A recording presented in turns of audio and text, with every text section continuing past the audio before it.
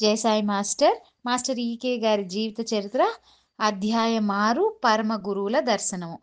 జగద్దితమునకై కొన్ని వేల సంవత్సరముల నుండి ప్రత్యక్షముగనో పరోక్షముగనో కూడా అనేక మంది పరమ గురువులు నిరంతరం కృషి చేయుచూనే ఉన్నారు.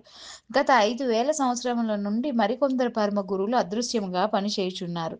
అట్టివారు అత్యవసరమైనచో మాత్రమే అరుదుగా దర్శనమిచ్చుచుండురు.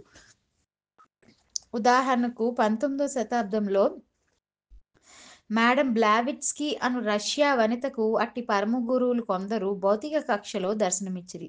పరమ పూజ్యనీయురాలైన ఆమెను గూర్చి మనమిచ్చట క్లుప్తముగా తెలుసుకుందాము. మేడం బ్లావిట్స్కీ ఆగస్టు 11, 1831 పుణ్యదినమున హెలినా పెట్రోవా బ్లావిట్స్కీ రష్యా దేశంలో ఉక్రెయిన్ ప్రాంతంలో ఏకాతెరినోస్లాల్ అనే గ్రామంలో జన్మించారు. చిన్నతనంలోనే విచిత్రమైన మానసిక శక్తులు ఈమెకు కలిగాయి. ఈమె చుట్టూ ఎవరో అదృశ్య జీవులు తిరుగుతున్నట్లు కనిపిస్తుండేది. బాల్య దశ నుండి నిర్భీతి, సాహస స్వభావం, అతి మానుష విషయాలను తెలుసుకోవాలనే ఆసక్తి ఆమె మనోధర్మాలు. 1849లో బలవంతంగా వివాహం చేసుకున్న భర్తతో వెంటనే సెలవు తీసుకుని ఆజన్మ బ్రహ్మచారిణిగా ఉండిపోయారు. ఖగోళ ప్రదక్షిణము చేసి భయంకర నిర్మానుష్య ప్రదేశాలు, అరణ్య గుహ ప్రాంతాలు పాదయాత్ర చేశారు. ఈజిప్టు, హిమాలయాలు మున్నగు ప్రాంతాలను సందర్శించారు. 1851లో ఒక పరమగురు మాస్టర్ మోరియా సాక్షాత్కరించి కర్తవ్యాన్ని ఉపదేశించారు. 1874 నుండి ఆధ్యాత్మిక విజ్ఞానముపై రచనలు సాగించి అనుయాయ బృందాన్ని ఆకర్షించుకుని సెప్టెంబర్ 7, 1875లో దివ్య జ్ఞాన సమాజాన్ని ఆమె స్థాపించారు.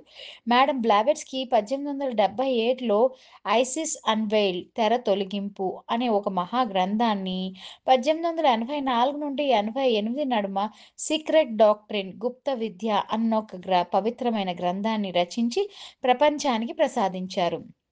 మేడం బ్లావిట్స్కీ ప్రప్రథమంగా పరమ గురువుల సాక్షాత్కారాన్ని, వీరి జన్మ రహస్యాలను ప్రపంచానికి చాటి చెప్పారు. గత శతాబ్దంలో మతాలకు, శాస్త్ర విజ్ఞానానికి మధ్య గల చీకటి అగాధాన్ని ఆమె తొలగించారు.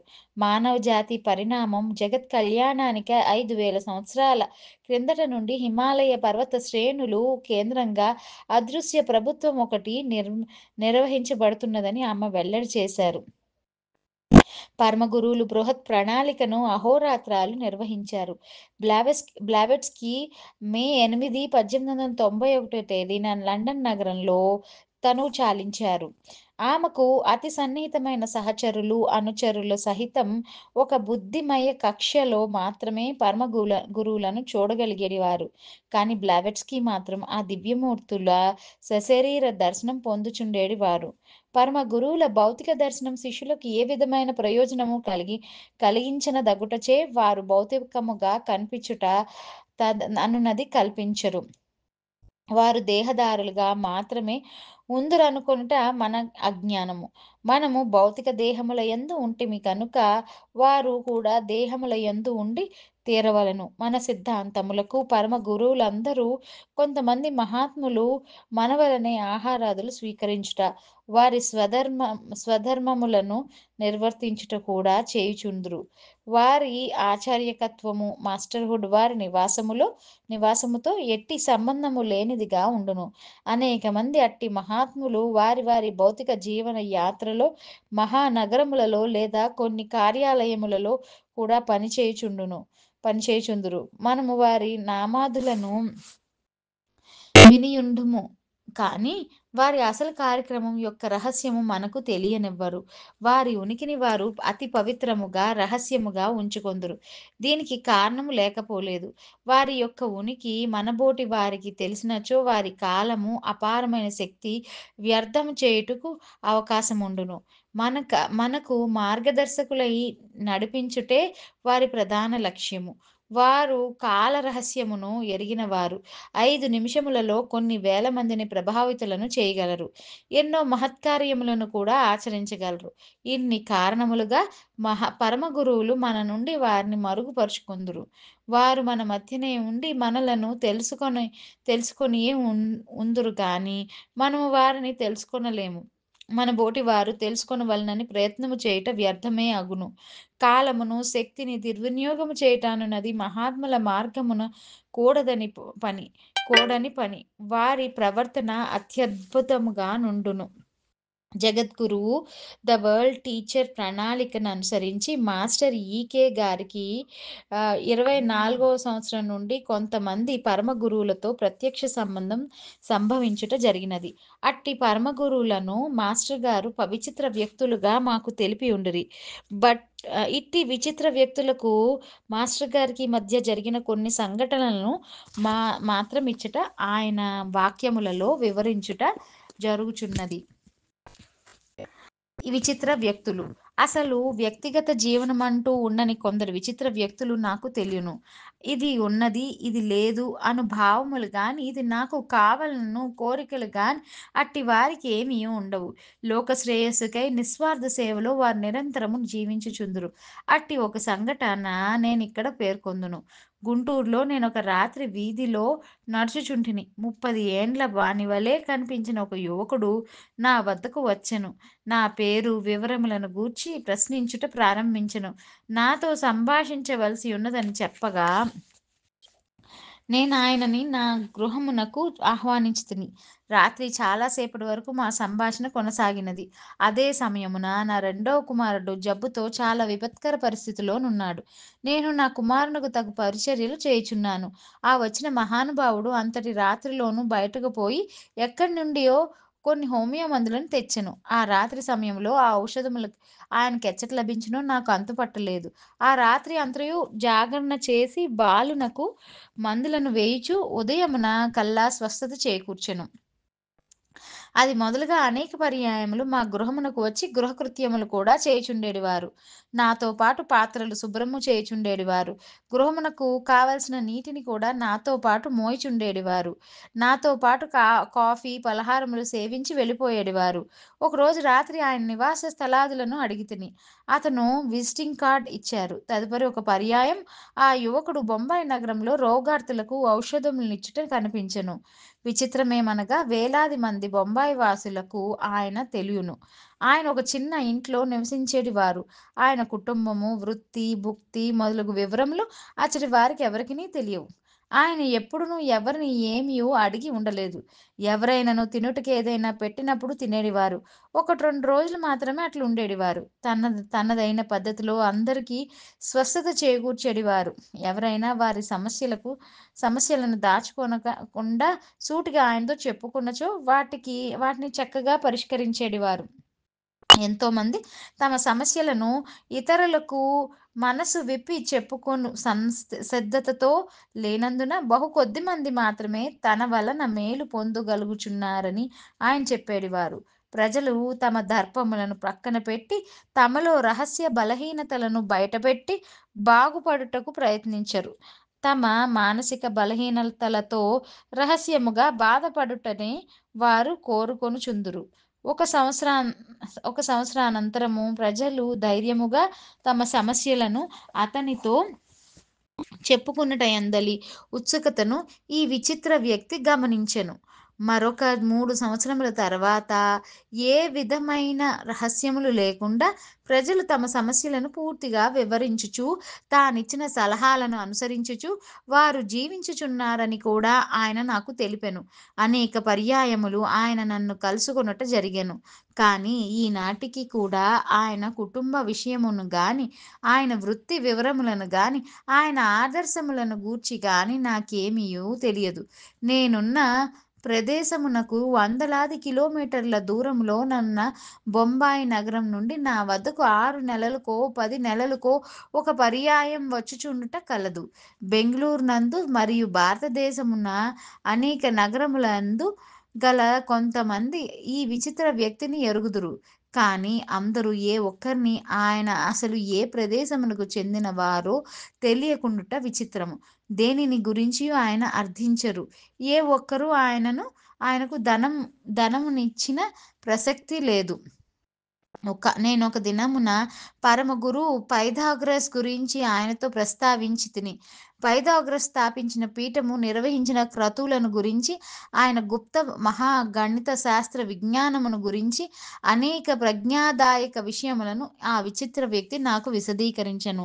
33 సంపుటములు కలిగిన పైథాగరస్ జ్ఞాన గ్రంథములను నాకు తెచ్చి ఇచ్చెదనని మాట ఇచ్చి దానిని నిలుపుకొనెను. నేను వాటి ప్రతులను తీసి భద్రపరుచుకుని మరలా ఆ గ్రంథములను తిరిగి ఆయనకు సమర్పించితిని. ఆయనను master de Count de Saint Germain గూర్చి ప్రశ్నించితిని. ద్విహోరా కాలములోనే ద హోలీ ట్రైనోసోఫియా అను గ్రంథమును అతడు తెచ్చి ఇచ్చెను. ఆ గ్రంథము ఒక సంపుటి మాత్రమే ప్రచురింపబడి ఉన్నది. రెండవ సంపుటి ప్రచురింపబడి ఉండలేదు. ఆయన ఆ 2 సంపుటములను నాకు తెచ్చి ఇచ్చెను. ఆ 2 ప్రతులను నేను తయారు చేసుకొనుటకు ఆయన అనుమతించెను. ఆ గ్రంథమునందలి సూక్ష్మాంశములను, అందలి సంకేత చిత్ర విశ్లేషణములను ఆయన నాకు చక్కగా వివరించెను. ఆ విధముగా నేను తెలియగోరు ఎంతటి విషయమును గూర్చి అయినను ఆ విచిత్ర వ్యక్తి అనేకములైన గ్రంథములను నాకు అందజేయుచు వాటి ప్రతులను తీసుకొనుటకై అంగీకరించెడివారు. ఒక పర్యాయము మీ గ్రంథాలయం ఎచ్చటయున్నదని నేనాయనను అడిగితిని. ఈ భూగోళముపై ఒక ప్రదేశములో ఆ గ్రంథాలయం ఉన్నది. అది నా సొంతము కాదు. ముద్రిత, అముద్రిత మహాగ్రంథములన్నీయు అచ్చటి నుండి పొందవచ్చును. మరలా వాటిని ఉపయోగించుకొని తిరిగి ఇచ్చివేయుటకు సమ్మతించబడును అని ఆయన చెప్పెను.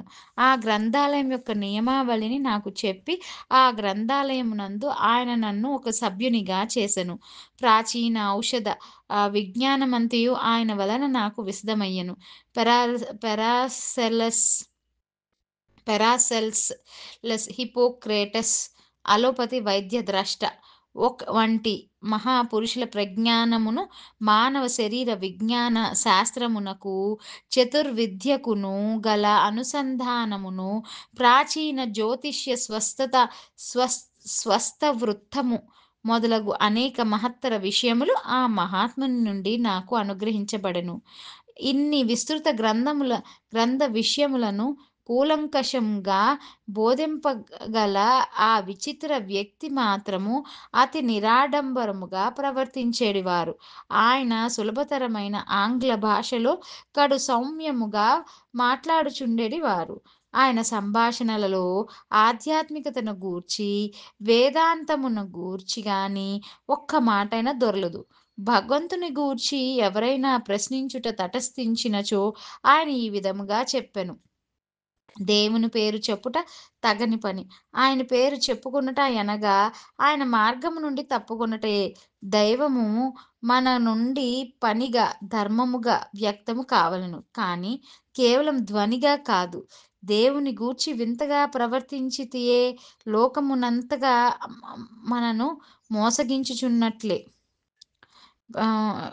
దేవుని గూర్చి ఎంతగా ప్రవచించితిమో లోకమునంతగా మనము మోసగించున్నట్లే. అప్పుడు నా మదిలో బుద్ధ భగవానుని వాక్కు మెదిలెను. దేవుడుండెనా లేదా అన్న ప్రశ్న వ్యర్థము, పనికిమాలినది. ధర్మపదము ననుసరించుట మాత్రమే ముఖ్యము.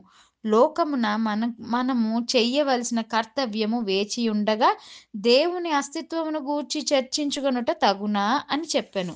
అట్లు ఉద్ఘాటించుట వలన సదవగాహన లేని కొందరు బుద్ధ భగవానుని నాస్తికునిగా చిత్రీకరించిరి. ఆవశ్యకతను బట్టి సంవత్సరమునకొకసారి నేనా విచిత్ర వ్యక్తిని కలుసుకొనుట జరుగుచుండెను. ఏ వ్యక్తి పరమ గురువు, ఏ వ్యక్తి కాదు అను అనవసరపు చర్చలలోనికి దిగు అవివేకిని నేను కాదు. ఆయన పరమ గురువుగా నేను పిలవగలను. నాటి నుండి నేటి వరకు ఆయన పరమ గురువుగానే నేను భావించుచున్నాను. వీరు పరిపూర్ణ పరమ గురువులు. వారు అసంపూర్ణ పరమ గురువులు అని చెప్పుకొనుచు, వారిని కొలత బద్దలతో పరమ గురువుల స్థితులను లెక్క వేయుచున్నవా లెక్క వేయుచున్న వారనేక మందిని నేను చూచితిని. అట్టివారు బాధ్యతలను విస్మరించి, పవిత్రమైన కాలమును వృధా చేయువారని నేను తలంచెదను. నాకు దైవీకముగా తారసిల్లిన కొందరు మహాత్ములను పరమ గురువులుగా అర్థము చేసుకుని వారిని ఆదర్శముగా చేసుకుంటిని. అట్టి వారిలో ఆ విచిత్ర వ్యక్తి ఒకరు. పద్ అది ప అది 1958వ సంవత్సరము. గుంటూరులో మాస్టర్ గారి మిత్రులు కొందరు కలిసి ఒక సాంస్కృతిక సంస్థను ఏర్పరచుకొనిరి. ప్రతి ఆదివారం మాస్టర్ గారి ప్రసంగములను ఏర్పాటు చేసిరి. ఒకనాడు జ్యోతిష్ శాస్త్రమును గూర్చి ఉపన్యసింపుమనిరి.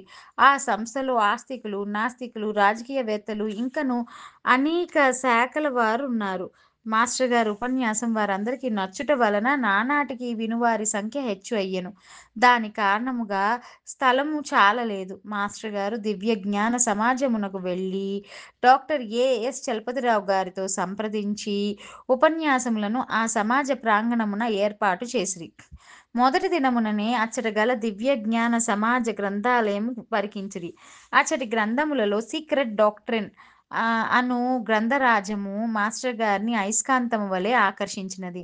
దాని నిమ్మని ఆయన కోరగా, ఒక వృద్ధుడైన దివ్యజ్ఞాన సభ్యుడు, అది మీకు అర్థము కాదు, ఇప్పటికీ మేమే దానిని చదువుటకు ప్రయత్నించలేదు, అది గొప్పవారికి కూడా అర్థం కాదు, చిన్న పుస్తకములున్నవి, ప్రారంభకులకు అవి పనికి వచ్చును, వానితో మొదలు పెట్టుము అని చెప్పిరి. అది విని మాస్టర్ గారు మౌనం వహించి వెడలిపోయిరి. మరుసటి ఆదివారం శ్రీ ఏ.ఎస్. చలపతిరావు గారిని కో కోరగా, మీరు చదువుదనన్నచో నాకేమి అభ్యంతరము అని ఆ గ్రంథమును తీసిచ్చిరి. మాస్టర్ గారు ఆ గ్రంథమును ఆదరముతో అందుకొని క్రమణికను పరికింపగా అన్నియు కొంత కొంత తెలిసిన విషయముల వలె నుండెను. అప్పటికి 4 సంవత్సరములు నుండి సాయంకాలముల యందు కొందరు యువకులను చేర్చి మాస్టర్ గారు మహాభారతముపై ఉపన్యాసములు ఇచ్చుచుండిరి.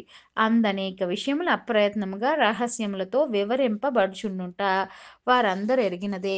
ఆ విషయములన్నీయు సీక్రెట్ డాక్ట్రిన్ గ్రంథములో కనిపించినవి. గ్రంథమునింటికి కొని వచ్చిని అధ్యయనమారంభించిరి. ఏ వాక్యమున కా వాక్యము గొప్పగా దర్శనమిచ్చుచున్నది. కాని గ్రంథ స్వరూపము ఆకలింపునకు వచ్చుటలేదు. అయినను పట్టుబట్టి చదివిరి. 45 దినములు గడిచినవి. వారి కుటుంబము పుట్టినింటికి వెళ్ళగా వారొక్కరే ఇంట నుండిరి. గ్రంథము చదవనారంభించెను. మొదలు ఏవో వెలుగులు కనిపించుట, రాత్రులందు ఇంట్లో చాలా మంది వ్యక్తులు తిరుగుచున్నట్లు అనిపించుట, ఎచ్చటికైనా పోచున్నప్పుడు కూడా ఎవరో వెంట వచ్చుచున్నట్లు అలికిడి అగుట, ఎవరో వెనుక నుండి భుజం తట్టినట్లుండుట జరుగుచుండేటిది. ఇటుపై గుంటూరులో జరిగిన మరొక సంఘటనను, సంభాషణములను మాస్టర్ ఈకే వాక్యములలో తెలుసుకొందుము.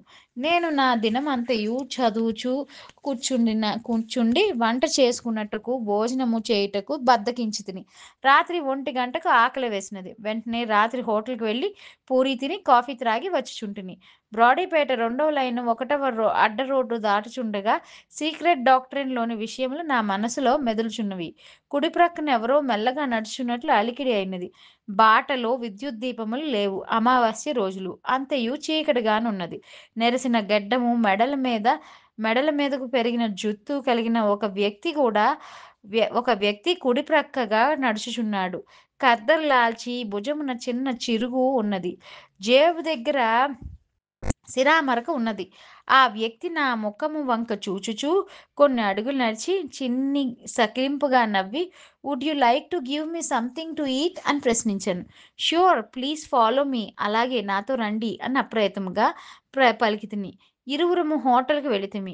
అతనికి కావలసిన టిఫిన్, కాఫీ ఇప్పించి వెనుదిరిగి మరలా అదే దారిన నడుచుచున్నాము. ఎవరూ లేని చీకటి చోటులోనికి వచ్చినంతనే, so you are reading secret doctrine, అయితే నీవు సీక్రెట్ డాక్ట్రిన్ చదువుతున్నావా అని నన్ను హఠాత్తుగా ఆయన ప్రశ్నించెను. నాకు విద్యుద్ఘాతము తగినట్లయినది. నా నోట మాట రాకుండెను. అప్పటికి కొన్ని రోజుల ముందు నుండియే సీక్రెట్ డాక్ట్రిన్‌ను నేను చదువుట ప్రారంభించితిని. ఈ అపరిచిత వ్యక్తికి ఈ విషయమెట్లు తెలిసినదని ఆశ్చర్యపడితిని. ఆయన తిరిగి మరలా అదే ప్రశ్నకును రెట్టించెను. Yes sir. I am trying to read it. అవునండి. నేను చదువుటకు ప్రయత్నం చేయుచున్నాను అని వినయముగా జవాబిచ్చితిని. ఆయన దివ్యజ్ఞాన సమాజ సభ్యులేమో, నన్ను చాలా రోజుల నుంచి కనిపెట్టుచున్నారేమో అని మొదట ఆలోచించితిని. ప్రశ్న రెట్టించిన తర్వాత ఆయన ఎవరై ఉందునో కొద్దిగా అర్థమైనది. లోక శ్రేయస్సునకై పాటుపడు అతివాహకుడు అయి ఉండుననుకొంటిని. Read begin with the chapter of holy of the holies. Read begin with the chapter of holy of the holies. You'll understand the book better. The holy of the holies అను అధ్యాయముతో చదువుట ప్రారంభించుము. అప్పుడు ఈ గ్రంథం బాగుగా అర్థమగును అని ఆ నూతన వ్యక్తి మరి 2 అడుగులు నడిచి ఆగి ఇట్లనెను. రీడ్ భగవద్గీత. భగవద్గీతను చదువుము అని అండ్రి. Sir I have already studied it. నేను ఇదివరకే అధ్యయనం చేస్తిని అని చెప్పితిని. No again read Bhagavad Gita. అట్లు కాదు, భగవద్గీతను మరలా చదువుము అని ఆయన రెట్టించిరి. ఆ నూతన వ్యక్తి ఎందుకలా అనిరి అని ఆలోచించితిని. చదువుటయందు, మాట్లాడుటయందు గల నిర్లక్ష్య వైఖరి ఆయనకు తెలియును. మన దృక్పథంలో నున్న చదువుట అనునది వారి దృక్పథంలో చదువుటకు భిన్నమైనది. మాట్లాడుట అను దానిలో వారి అర్థం మనం ఆపాదించు అర్థం కంటే వేరుగా నుండును. బ్రాడీపేట 2వ లైను 3వ అడ్డ రోడ్డు వచ్చినది. ఆయన I will proceed in my own way. నా మార్గమున నేను వెళ్ళెదను అని చెప్పి అడ్డ రోడ్లోనికి తిరిగిరి. నేను ఆయనకు నమస్కరించి 2 అడుగులు ముందుకు నడిచినంతలో ఆయన ఇల్లు ఎక్కడో కనుగొనవలెనని అనిపించి వెనుకకు వచ్చితిని. అడ్డ రోడ్లోనికి తిరిగితిని. గబగబా నడిచితిని. ఆయన జాడ ఎక్కడనూ కనిపించలేదు. అడుగుటకైనా ఎక్కడనూ మనిషి అలికిడి లేదు. నేనొక్కడనే. రాత్రి 2 గంటలు దాటినది. తిరిగి ఇంటికి వచ్చి భగవద్గీత చదవనారంభించితిని. అది వరక అది వరకు అర్థమైనది వేరు. ఆనాడు అర్థమైనది వేరు. అది వరకు అర్థమైనది పాండిత్యము, బుద్ధిగమ్యములైన చమత్కారార్థములు. ఈనాడు అర్థమైనది అనుభూతి. కృష్ణుడు, అర్జునుడు, సంజయుడు వెలుగులుగా కన్నులకు పొడగట్టినారు. గీతలో అంశములన్నీయు జీవితమున భాగములుగా దర్శనమిచ్చినవి. నిద్ర రాలేదు. అలసట లేదు. ఆనంద స్పర్శ అవిచ్ఛిన్నముగానున్నది. 4:30 గంటలకు పురుషోత్తమ ప్రాప్తి యోగము స్ఫూర్తి అయినది. అప్పుడు కలిగిన అనుభూతులే ఈనాటి వరకు ఉపన్యాసములలో, సంభాషణలలో జన హృదయములను తాకుచున్నవి. సీక్రెట్ డాక్ట్రిన్‌లో ఆయన చెప్పిన అధ్యాయము చదువుట నారంభించితిని. గదిలో బల్ల మీద పుస్తకములు, ఇంటిలో వస్తువులు కదుల్చున్న శబ్దములు వినిపించినవి. కొంతసేపటికి ఆ గది అంతా మంచు పొరతో నిండినట్లు అనిపించినది. ఆ పొరలో నుండి గోపురములు, దేవాలయములు, ప్రాకారములు, విగ్రహములు, అరణ్యములు, పర్వతములు, గుహలు, సెలయేళ్ళు, సముద్రము, జలప్రళయము, ఈజిప్ట్‌లోని పిరమిడ్లు, గ్రీకు దేవాలయములు, చర్చి, క్రీస్తు, బుద్ధుడు, క్రాసు, మేరీమాత, పెద్ద పెద్ద పుస్తకముల పేజీలు, అందులో బొమ్మలు, ఎవరో వ్యక్తులు, తలపాగల వారు కొందరు, జులపాల వారు, టోపీల వారు, గౌనుల వారు కనిపించి కరగిపోవుట అనుభూతములయ్యెను. తెల్లవారుజామున 5:30 గంటలకు లేచి స్నానం చేసి, ధ్యానము, పూజ పూర్తి చేసి, హోటల్‌కి వెళ్లి టిఫిను, కాఫీ పూర్తి చేసి వచ్చి మరల చదువుట నారంభించితిని. పగలంతయు నే దృశ్యములు క దృశ్యములు కనిపించలేదు. జనము వచ్చుచు పోవుచుండుటచే చదువుట సాగలేదు. మధ్యాహ్నం నిద్రపోయితిని. కొంతసేపు మెలకువగా పడుకుని కన్నులు మూసుకొని ఆ విచిత్ర వ్యక్తిని స్మరించితిని. ప్రసన్నముగా ఆయన ముఖము ధ్యానమున నిలిచెను. ఆ రాత్రి ఒంటరిగా మరలా సీక్రెట్ డాక్ట్రిన్‌ను చదువుట ఆరంభించితిని. రాత్రి 12 గంటలకు ఆ విచిత్ర వ్యక్తి కనిపించునేమోనని మరలా బయలుదేరితిని. నిన్న కనిపించిన చోట అటూ ఇటూ పచార్లు చేయుచుండగా 12:30 గంటలకు కనిపించి ఒక విచిత్రమైన నవ్వు నవ్వెను. నాటి నుండి నేటి వరకు ఆయన కనిపించినప్పుడల్లా అదే నవ్వు నవ్వును. ఆ నవ్వు శబ్దము పెట్టకూత వలె హ్రీంకారముతో వినిపించును. నేను నాకు కలిగిన అనుభూతులను వర్ణించి చెప్పితిని. ఆయన మరికొన్ని అంశములను బోధించెను. ఒక సంకేతమును తెలిపెను. 1 సంకేతపు బొమ్మను కాగితముపై గీసి, దానికి నమస్కరించి సీక్రెట్ డాక్ట్రిన్‌లో ఉంచి ఆ గ్రంథమును చదువుట నారంభించవలెను. 2 ఏ రోజు బోధపడిన విషయములను ఆ రోజు తేదీ వేసి ఒక డైరీలో రాయవలెను. ఆ డైరీ అట్ట ఆరెంజ్ రంగులో ఉండవలెను. ఎప్పుడునూ అది కూడా ఎప్పుడునూ అది నా కూడా ఉండవలెను. ఆయన అనుమతి లేనిదే ఆ డైరీ ఎవ్వరికీ చూపరాదు. అందులో విషయములెవ్వరితో చర్చింపరాదు, విమర్శింపరాదు. 3 అందు వచ్చిన ఆదేశములు ఎప్పటికప్పుడు కార్యరూపం పాటించవలెను. 4 నా ప్రయోజనమునకై ఎవ్వరిని ఏ విషయమున సహాయమర్థింపరాదు. 5 నాకిది కావలెను అని మనసునేదియు నిలవరాదు. నా 6 నన్ను గురించి గాని, నా గ్రంథములను గురించి గాని ఎవ్వరిని అభిప్రాయములు, విమర్శలు, మెచ్చుకొనుటలు అడగరాదు.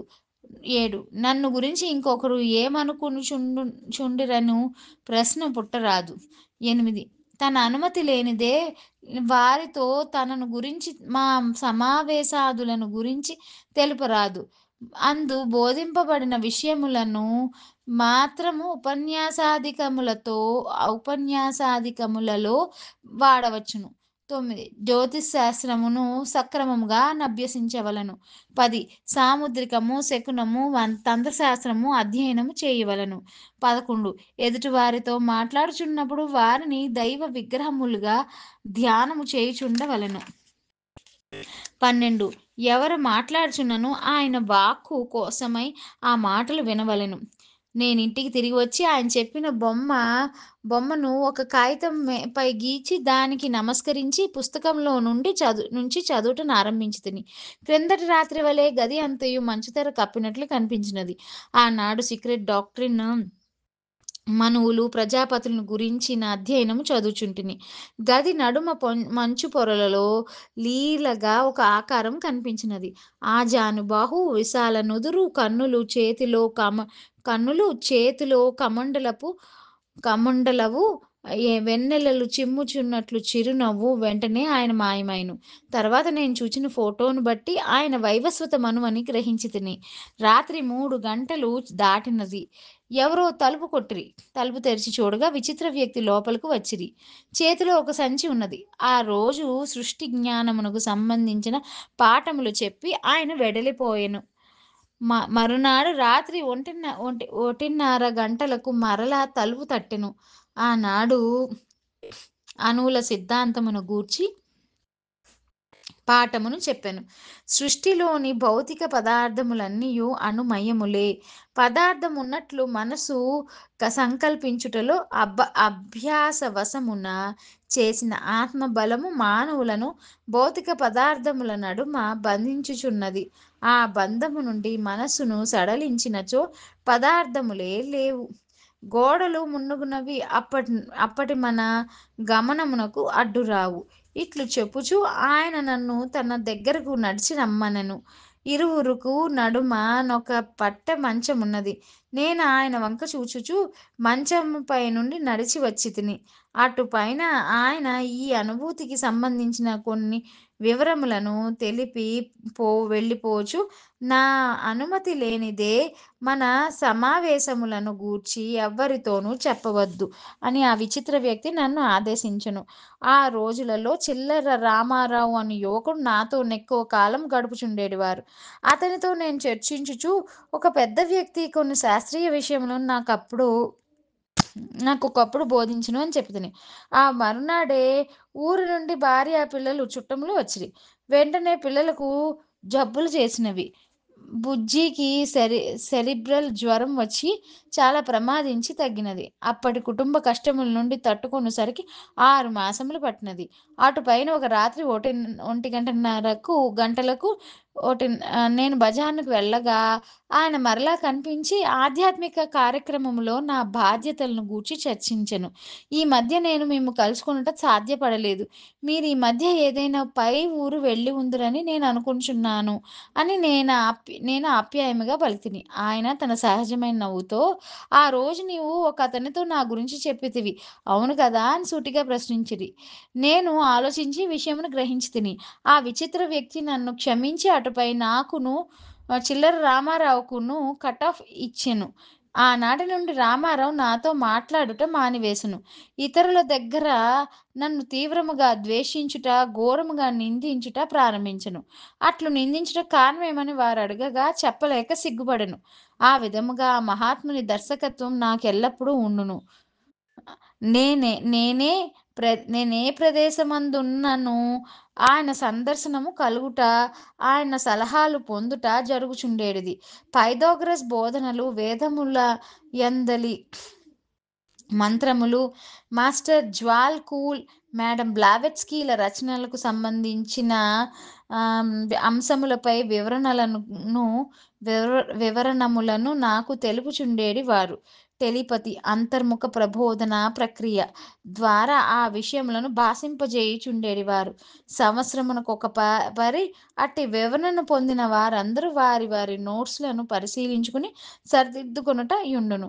ఉదాహరణకు అట్టి వివరణలు నేనందుకొని నా డైరీలో పొందుపరుచుకున్నాననుకొనుడు.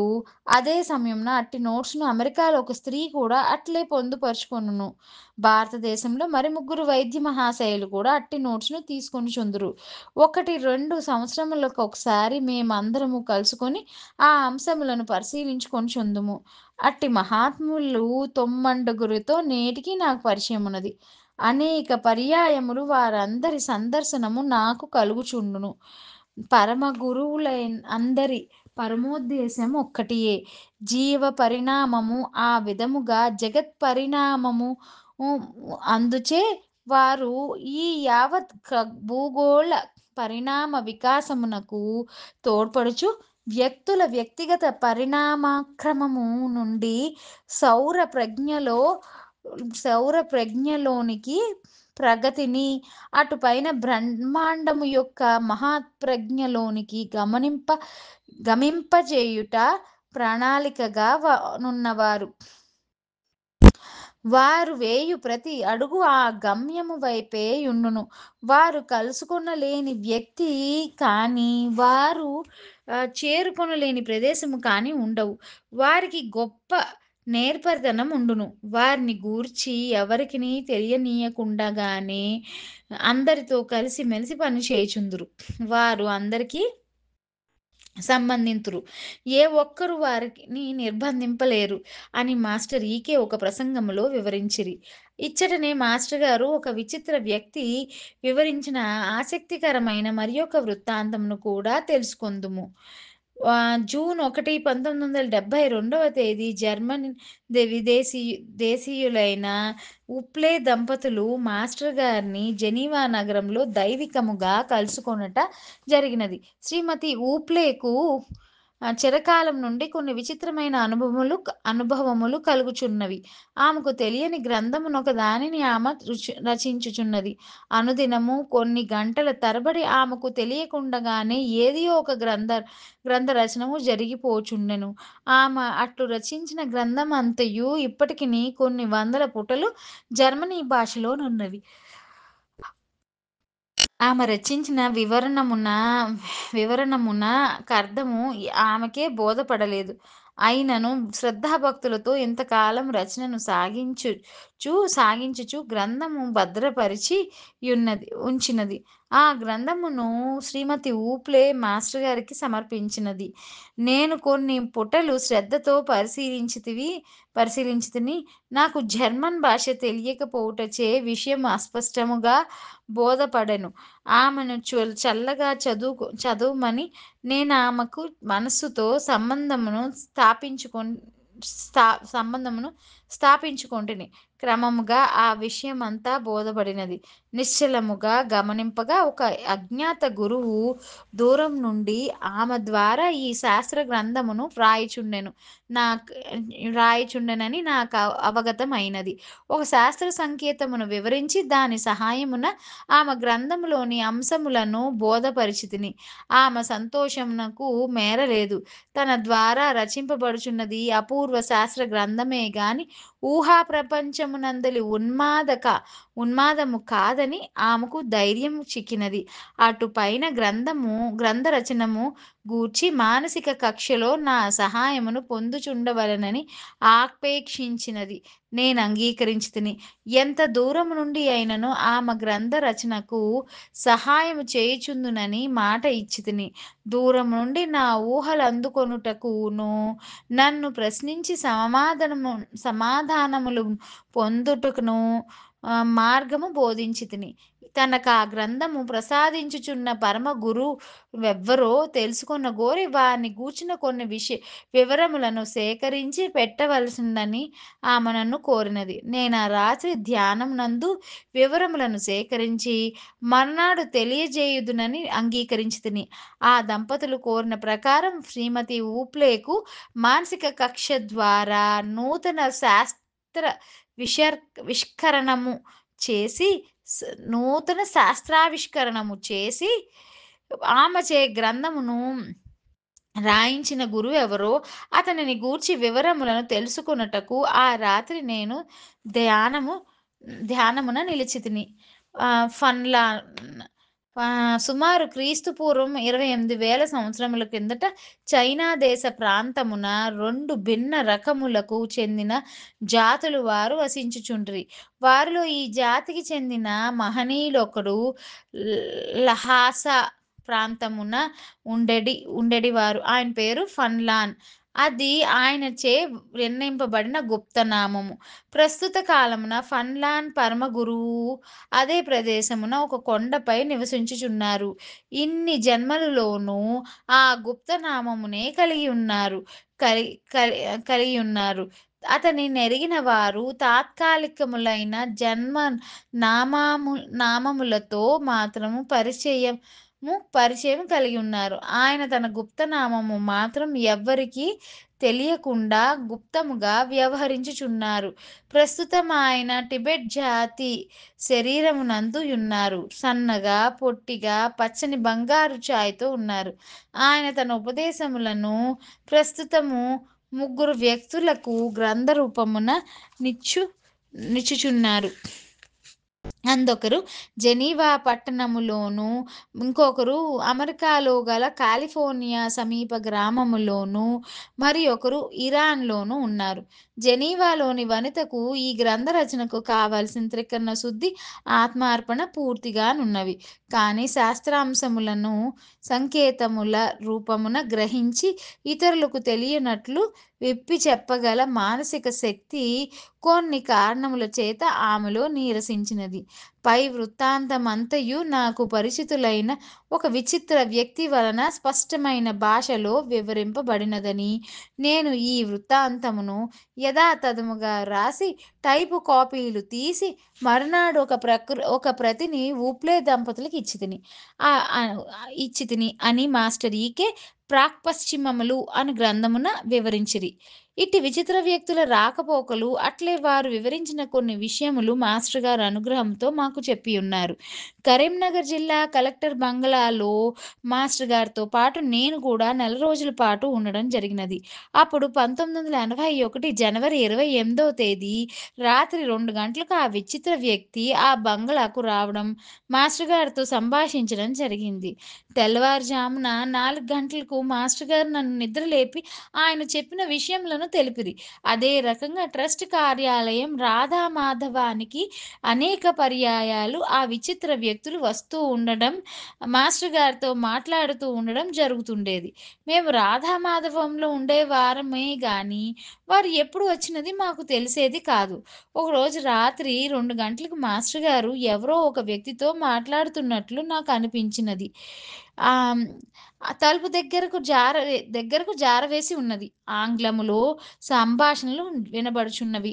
తలుపు తీసి చూచుట ధర్మమా అని నేను ఆలోచించి ఆ ప్రక్క గదిలో కూర్చుని ఉంటిని. తర్వాత 10 నిమిషములకు మాస్టర్ గారు నేనున్న గదిలోనికి వచ్చి, "మా సంభాషణలు ఏమైనా వినపడినవా?" అని నవ్వుతూ అడిగిరి. "సరిగ్గా వినపడలేదని చెప్పితిని." "ఇంతకీ మీతో మాట్లాడిన వ్యక్తి ఎవరు?" అని ప్రశ్నించగా, "ఆ వ్యక్తి విచిత్ర వ్యక్తి" అని సమాధానమిచ్చిరి. "మరి ఇంకా ఆయన మీ గదిలోనే ఉన్నారా?" అని మేము ప్రశ్నించగా, "ఆయన అక్కడ లేరు" అని మాస్టర్ గారు చెప్పిరి. "ఎక్కడికి వెళ్ళిరి? ఎలాగ వెళ్ళిరి? నేను ఎచ్చటనే కాచుకొని ఉంటిని. తలుపులు తాళం కూడా వేసి ఉన్నది కదా" అని ప్రశ్నించగా, అట్టివారు వచ్చుటకు, పోవుటకు మీరనుకున్నవేవియు అడ్డురావు. వారు సంకల్ప సిద్ధులు" అని మాస్టర్ గారు వివరించిరి. ఇట్టి విచిత్ర వ్యక్తుల కొన్ని విషయములను గూర్చి, పరమ గురువుల ప్రణాళికను గూర్చి కొన్ని విషయములు మాస్టర్ ఈకేచే రచింపబడిన ప్రాక్‌పశ్చిమములు అనే గ్రంథంలో, అట్లే నా డైరీలలో భద్రపరచబడి ఉన్నవి. జై సాయి మాస్టర్.